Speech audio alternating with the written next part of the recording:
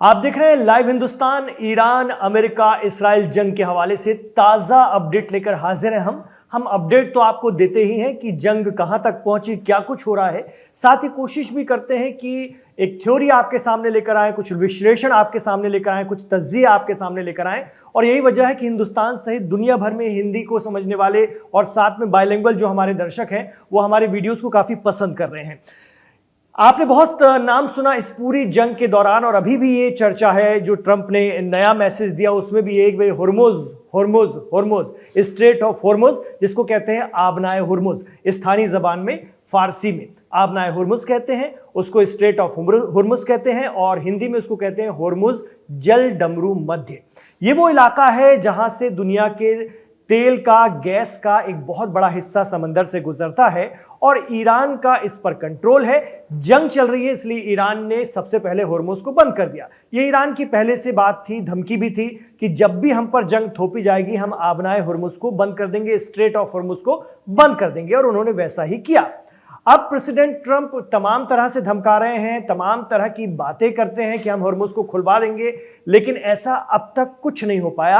आज भी ईरानी फौज, ईरान की नेवी वहां पर मौजूद है। उन्होंने अपील की कि दुनिया भर के ताकतवर देश आएं अपने अपने जहाज लेकर के और हुर्मुज को छुड़वाएं, आजाद करवाएं। चीन तक से कहा कि चाइना भी आ जाए, वो चाइना जो ईरान की मदद कर रहा है, उनसे तक गुहार लगाई, लेकिन कोई किसी के कान में जू नहीं रहेंगी क्योंकि हुर्मुज को ईरान से खुलवाना या छुड़वाना इतना आसान नहीं है। अमेरिका चाहे कितनी भी धमकियां दे रहा हो, आपको याद होगा अमेरिका के दो बड़े बड़े जंगी बेड़े आए थे, यूएसएस गेराल्ड आर फोर्ड और यूएसएस अब्राहम लिंकन। पहले अब्राहम लिंकन आया, यूएसएस अब्राहम लिंकन आज कहां खड़ा है ना जाने, कोई नहीं जानता। कभी बताया जाता है 700-800 किलोमीटर दूर खड़ा है, कभी कहते हैं थोड़ा पास आ गया। इस तरह की खबरें आप रोज सुनने को आपको मिलती हैं। दूसरा है यूएसएस गेराल्ड आर फोर्ड, तो ये तो वापस जा रहा है, ये खबरें भी सुनने में आ रही हैं। तीसरी खबर सुनने में आई थी कि भाई एक और जहाज आ रहा है जो कि माइंस हटाता है, बहुत ताकतवर जहाज है, इसके आगे कोई टिक नहीं पाएगा। ये समुद्री माइंस जो ईरान ने बिछा रखी हैं उनको हटाता चलेगा, लेकिन उसका भी अभी तक अता पता नहीं है। तो हुर्मुज और इसने दुनिया को हलाकान भी कर दिया है। दुनिया भर में जो पेट्रोल, डीजल और गैस की किल्लत हो रही है वो इसी रास्ते के बंद होने की वजह से है। यह है हुर्मुज, जहां पर अभी भी जहाज खड़े हुए हैं और ईरान अपने दोस्त मुल्कों के जहाज को जाने दे रहा है, जिसमें खबर है कि रूस के जहाज, चीन के जहाज, भारत यानी हिंदुस्तान के जहाज, पाकिस्तान के जहाज और कुछ और उनके जो देश हैं उनके जहाज, वो इराक का जहाज, इन्हें जाने दे रहा है। बाकियों को रोक रखा है जो अमेरिका के दोस्त हैं या उस खेमे में सीधे सीधे तौर पर हैं। तो स्ट्रेट ऑफ हुर्मुज खोलना क्यों मुश्किल है, इसके बारे में तो हमने आपको कई वीडियोस में पहले भी बताया है, जंग शुरू होने से पहले भी बताया है, लेकिन अब अमेरिका खुद इस बात को स्वीकार कर रहा है। जी हां, अमेरिका का मीडिया इस बात को कह रहा है। आप ये देखिए अपने स्क्रीन पर, ये न्यूयॉर्क टाइम्स का लेख है और उन्होंने स्ट्रेट ऑफ हुर्मुज के हवाले से लिखा है, जिसको लेकर हम ये वीडियो बना रहे हैं। खुद न्यूयॉर्क टाइम्स ने इस बात को स्वीकारा है कि इसे खुलवाना अमेरिका के बस की भी नहीं है, और उन्होंने जो पॉइंट्स दिए उनको तो हम आपके सामने रखेंगे ही, और भी बातें बताएंगे कि आखिर क्यों ये रास्ता खुलवाना बेहद बेहद मुश्किल है, चाहे अमेरिका सर के बल उल्टा भी खड़ा हो जाए तो न्यूयॉर्क टाइम्स के भी मुताबिक अगर हम समझने की कोशिश करें तो ये पूरा रास्ता, समुद्री रास्ता, बहुत उथला रास्ता है और बहुत सकरा रास्ता है। साथ में ईरान ने जो अपनी इस पूरे 45-47 साल में जो सबसे बड़ी कामयाबी हासिल की है, जो इस जंग में भी दिख रही है, वो ये है कि ईरान ने बहुत छोटे और सस्ते हथियार बनाए हैं। ये उसकी सबसे बड़ी कामयाबी है। कम खर्चे में ज्यादा हथियार बनाओ और कम खर्चीले हथियार बनाओ, महंगे हथियार ना बनाओ। यानी अमेरिका भारी हथियार बनाता है, दूसरे देश भारी और बड़े हथियार बनाते हैं, लेकिन ईरान ने ऐसा नहीं किया। यही वजह है कि आज भी अमेरिका को डर लगता है। अपने जहाज 700-800 किलोमीटर दूर खड़ा किया उसने हुर्मुज से भी, क्योंकि एक भी जुल्फिकार बोट भी अगर सीधे जाकर के किसी बड़े जहाज से टकरा गई, यूएसएस अब्राहम लिंकन से भी टकरा गई, 2-4 बोट भी टकरा गई जुल्फिकार, तो भारी नुकसान हो जाएगा।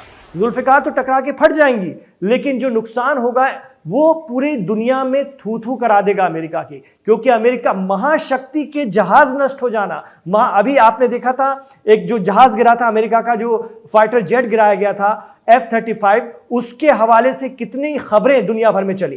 तो हुर्मुज को लेकर भी यही है कि ईरान ने बनाए हैं सस्ते हथियार, और जब ईरान के पहाड़ जिस हुर्मुज के करीब हैं और वहां से सट करके हर जहाज को करीब करीब जाना पड़ता है, ईरान ने उन पहाड़ों की सुरंगों में वो सस्ते हथियार जमा कर रखे हैं जिनसे वो कभी भी अटैक कर सकता है। ये सस्ते हथियार इतने मारक हैं और ये छोटे भी हैं।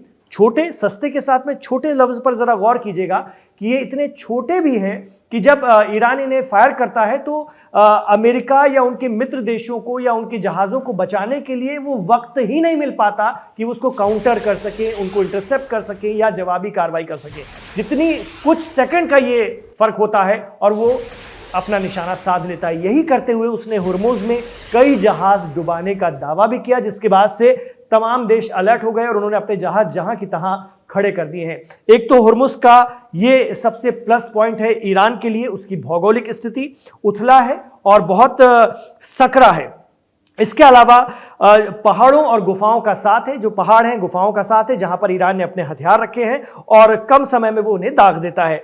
ट्रंप कोशिश कर रहे हैं कि अपनी नौसेना, अपनी नेवी को, जो टैंकरों को स्कॉट करने वाली नेवी, उन जहाजों के साथ साथ लगाएं। ये खुद अमेरिकन अखबार न्यूयॉर्क टाइम्स भी कहता है कि वो भले ही कितनी भी बात करें, लेकिन वो खुद अपने राष्ट्रपति के लिए कह रहे हैं कि वो चाहे कितनी भी बड़ी बड़ी बातें कर लें, लेकिन हुर्मुज को खुलवाना अमेरिका के लिए इतना आसान नहीं है। आप टैंकर्स को स्कॉट करने के लिए भी अगर भेजते हैं अपनी नेवी, तो उनकी निगरानी करने के लिए आप ऊपर से फाइटर जेट भी उड़ाते हैं, तो सकरे इलाकों में जहाजों को चारों तरफ से खतरा रहेगा ही रहेगा और ड्रोन और मिसाइल से बचाव बहुत मुश्किल होगा। इसके अलावा सबसे बड़ा खतरा समंदर में ईरान के जरिए बिछाई गई माइंस हैं। थोड़ा भी अगर खतरे का डर हो तो कोई भी देश अपने बड़े बड़े जहाजों को यहां से निकालना नहीं बेहतर समझेगा, और अगर ये माइंस हटाने की भी अमेरिका कोशिश करता है, जैसा कि बीच में खबर आई थी कि एक जहाज आ रहा है जो माइंस हटाने का ही माहिर है और उसके जो लोग हैं उसमें भी लेकिन बहुत खर्चा लगेगा, वक्त लगेगा, और जो माइंस हटाने वाली टीम है उसको भी सुरक्षा देनी पड़ेगी ईरान की फौज से, ईरान की नेवी से, क्योंकि ईरान कोई छोटी मोटी नेवी या छोटी मोटी फौज नहीं है, एक संप्रभु देश है और उसकी बहुत बड़ी फौज है। इसलिए उसका मुकाबला अकेले उसके एरिया में आकर नहीं किया जा सकता। अमेरिका और इस्राइल ने यही भूल कर दी। एक्सपर्ट बताते हैं कि उन्होंने ईरान को मार तो दिया, हवा से तो आप कितना भी मार सकते हैं, ठीक है, लेकिन जमीन पर या समंदर में जब आप आएंगे तो आपको वास्ता पड़ेगा वहां की नेवी से, वहां की फोर्स से, पासदारान इस्लाम से, IRGC से, और वो आपको छोड़ेंगे नहीं। ये अमेरिका और इजराइल भी जानते हैं और अब तो 1 महीने में भली भांति समझ गए होंगे। तो ये एक बड़ी दिक्कत है। माइंस हटाने में भी बहुत एक्सपर्ट चाहिए और एक्सपर्ट्स को भी सुरक्षा चाहिए। तो अमेरिकी मरीन्स इस इलाके में आने की कोशिश कर रहे हैं, जैसा कि खबर बीच में आई थी कि जापान की तरफ से भी जो वहां पर तैनात हैं अमेरिकी मरीन्स, उनको लाने की कोशिश की जा रही है। जानकारों का मानना है कि अमेरिका यह कर सकता है कि स्ट्रेट ऑफ हुर्मुज के आसपास और भी जो छोटे छोटे आइलैंड हैं, द्वीप हैं, वहां पर अपनी मरीन्स को तैनात कर सकता है, और जहां पर वो ईरान के हमले जो जहाजों पर होंगे, गुजरने वाले जहाजों पर, उनको रोकने के लिए एयर डिफेंस सिस्टम तैनात कर सकते हैं, लगा सकते हैं, ये सारी चीजें कर सकते हैं। लेकिन अमेरिकी एयर डिफेंस सिस्टम का क्या हाल ईरान करता है ये भी दुनिया देख ही रही है। मिडिल ईस्ट में मौजूद अमेरिकी एयर डिफेंस सिस्टम या इजराइल में मौजूद जो अमेरिकी एयर डिफेंस सिस्टम है, थार्ड वगैरह, उन्होंने तो पानी मांग लिया है। तो अगर आसपास के जजीरों पर, आसपास के द्वीपों पर अगर वो लगाते भी हैं तो बहुत ज्यादा उसका फायदा नहीं हो पाएगा, क्योंकि ईरान की आर्मी के रहते हुए, ईरान की नेवी के रहते हुए उन द्वीपों पर रुक पाना, ठहर पाना भी बहुत मुश्किल काम है, क्योंकि उनकी आर्मी बहुत प्रोफेशनल है, उनकी नेवी बहुत प्रोफेशनल है और वो खाली करा लेंगे।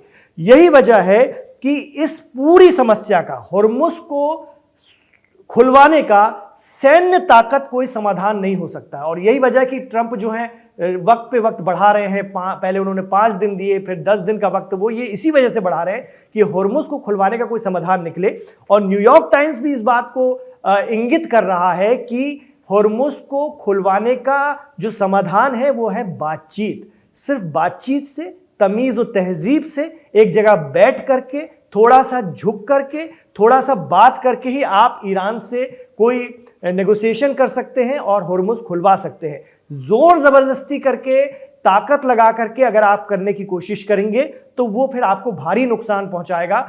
यही वजह है कि ईरान ने होर्मुज पर कंट्रोल कर लिया था जल्दी ही, वार शुरू होते ही, और उनकी पहले भी धमकी थी। और अब जो शर्तें उन्होंने अमेरिका के सामने अपनी रखी हैं, 6 शर्तें, उसमें एक शर्त यह भी है कि होर्मुज को कंट्रोल करने का अंतरराष्ट्रीय अधिकार पूरी तरह से उसे दिया जाए।